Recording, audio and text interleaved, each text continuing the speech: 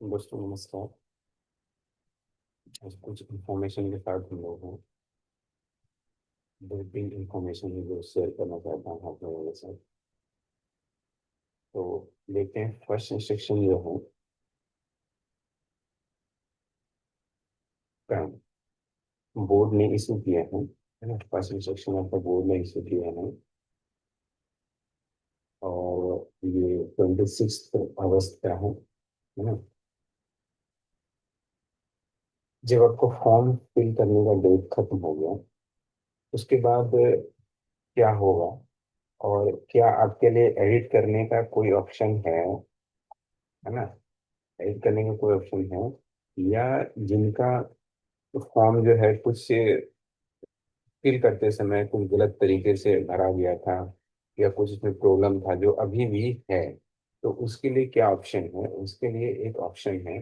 Board ने जब लेकर इशू किया है इसे सेक्शन नंबर 8 दिया गया नाम है ना। और लेकिन जो नोडल ऑफिसर के लिए उन्होंने एक इंस्ट्रक्शन इशू किया है कि the nodal officer will be provided modify by nodal option with respect to the documents not properly uploaded in the system। ऐसे स्टूडेंट का जिनका डॉक्यूमेंट प्रॉपरली जो है उस सिस्टम में अपलोड नहीं हुआ है उनके लिए नोडल ऑफिसर को एक मॉडिफाई ऑप्शन दिया जाएगा। नोडल ऑफिसर को, आपको नहीं दिया जाएगा। नोडल ऑफिसर को एक मॉडिफाई का ऑप्शन दिया जाएगा जिस ये लिखा रहेगा modify by nodal. In such cases, the self-attested document provided by the applicant are to be uploaded by the nodal officer. Modified application is to be printed and to be signed by both applicant or nodal officer and to be kept along with the original application। इसमें क्या हो सकता है कि जिनका application किसी भी reason से अच्छे से अपलोड नहीं हुआ है तो वो जाए अपने नोडल ऑफिसर के पास। नोडल ऑफिसर के पास जाएं, अपना सेल्फ एटेस्टेड डॉक्यूमेंट्स ले जाएं, साथ में ले जाएं है ना। और उनको बताएं, उनको प्रॉब्लम जो भी है नोडल ऑफिसर को बताएं तो वो पूरे प्रोसेस को वेरीफाई करने के बाद, आपके प्रॉब्लम को वेरीफाई करने के बाद वो उनके पास एक ऑप्शन आया है मॉडिफाई बाय नोडल। तो जिनसे वो फिर से आपके डॉक्यूमेंट को ज्यादा जो प्रॉब्लम आया था डॉक्यूमेंट अपलोड करने में, फोटो अपलोड करने में, तो वो फिर से किया जाएगा और वो नोडल ऑफिसर की तरफ से ही किया जाएगा। आप उन्हें देंगे डॉक्यूमेंट्स, आप उन्हें प्रोवाइड कराएंगे, ठीक है। तो वो आपके बिहाफ में करेंगे और उसके बाद उनका प्रिंट आउट लिया जाएगा जिसमें आपका भी साइन रहेगा और नोडल ऑफिसर का भी साइन रहेगा। तो ये एक ऑप्शन दिया गया है जिनका फॉर्म किसी भी तरीके से गलत तरीके से भरा गया है या तो अपलोड होने में, डॉक्यूमेंट्स या फोटो अपलोड होने में कुछ प्रॉब्लम आया है, तो इनके लिए ये एक ऑप्शन है। अगर आपके साथ प्रॉब्लम है तो जल्दी से जल्दी अपने नोडल ऑफिसर से कांटेक्ट करें। सबसे पहले अपने नोडल ऑफिसर से कांटेक्ट करें, देन ठीक। ये एक इंस्ट्रक्शन हो गया। दूसरा देखते हैं, कुछ कोर्ट केसेस आ रहे हैं।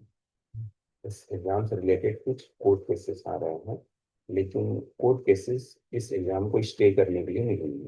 इस एग्जाम को कोर्ट स्टे करने के लिए नहीं है। एक कोर्ट केस है जो जबलपुर कैट में लगा है। इसमें है एसेंशियल क्वालिफिकेशन जो चार्जमेन का जो क्रूशियल डेट है वो 1/1/2024 है। हम लोग सब जानते हैं कि 1/2024 किया गया था, है ना।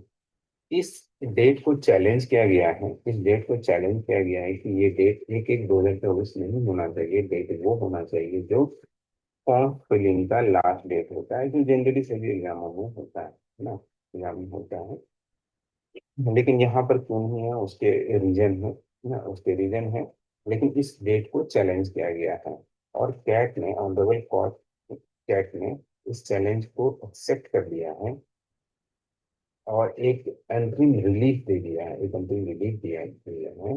अंतरिम रिलीफ तो क्या दिया है कि जो भी हैं वो फॉर्म भरेंगे, है ना।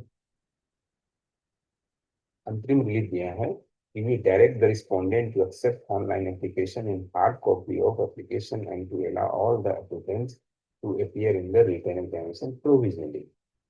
Subject to final outcome of OA and result of applicants shall not be declared without leave of this bench.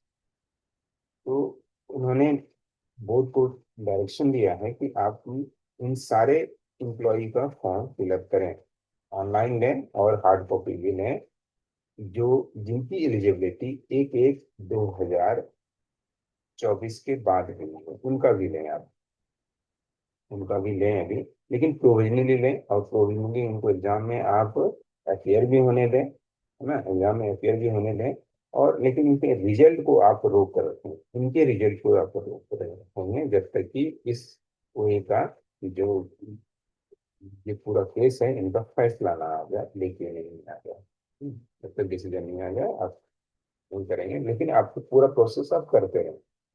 Then एक और केस है, एक केस आईएमई को लेकर लगाया है, आईएमई को लेकर, है ना, कुछ लोगों ने जो